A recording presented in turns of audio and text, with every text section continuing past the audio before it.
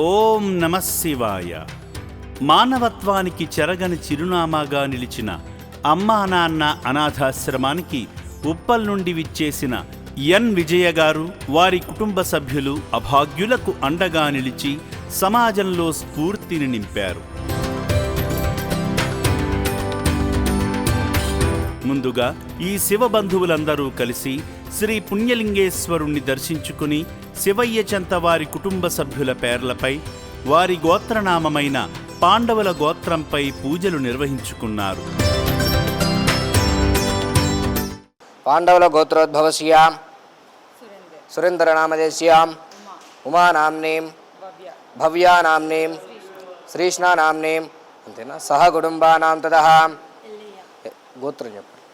పాండవుల గోత్రోద్భవస్ ఎల్లయ్య నామదేశ్యాం దేవీ నాంనీం ఋత్విక్ నామదేశ్యాం ఉదయ దీక్షితానాంనీం అంతేనా సహ కుటుంబానాం తదహ దివ్యా నామదేశ్యాం సహ కుటుంబానాం తదహ అంతేనామా. మమాని నమస్కారం చేసుకోండి.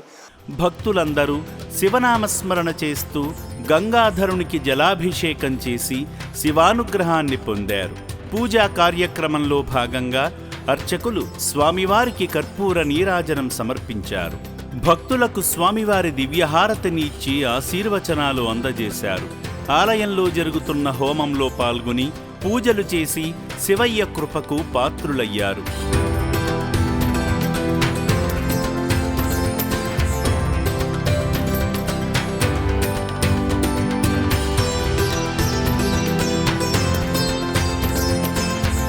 ఈ సందర్భంగా అర్చకులు హోమభస్మాన్ని, పవిత్ర జలాన్ని భక్తులకు ఇవ్వడంతో పాటు పసుపు రాసి ఇటుకలు ఇవ్వగా వాటిని ఆలయ నిర్మాణ పనులలో భాగం చేసి శివయ్య అనుగ్రహానికి పాత్రులయ్యారు.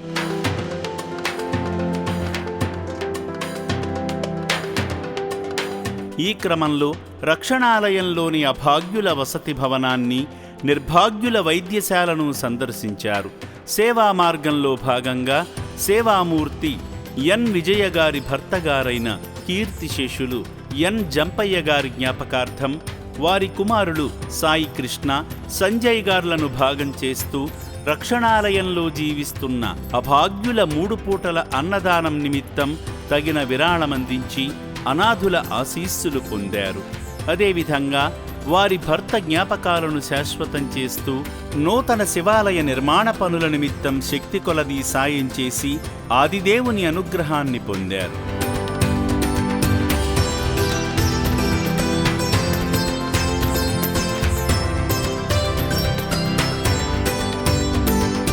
విధి వంచిన వెరవక భర్త ఆశలను కొనసాగిస్తూ అనాథులకు అండగా నిలిచిన సేవామూర్తి విజయగారి కుటుంబాన్ని ఆ శివయ్య సదా రక్షించాలని అమ్మా నాన్న అనాథ ఆశ్రమం కోరుకుంటుంది.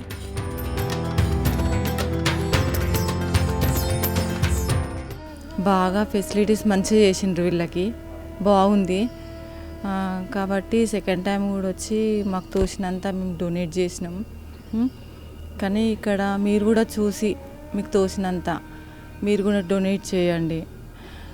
మానవ సేవే మాధవ సేవ. వీళ్ళకి చేస్తే దేవునికి చేసినట్టే.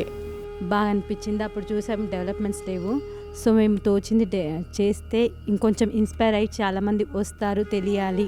ఇప్పుడు బాగా అనిపించిందండి.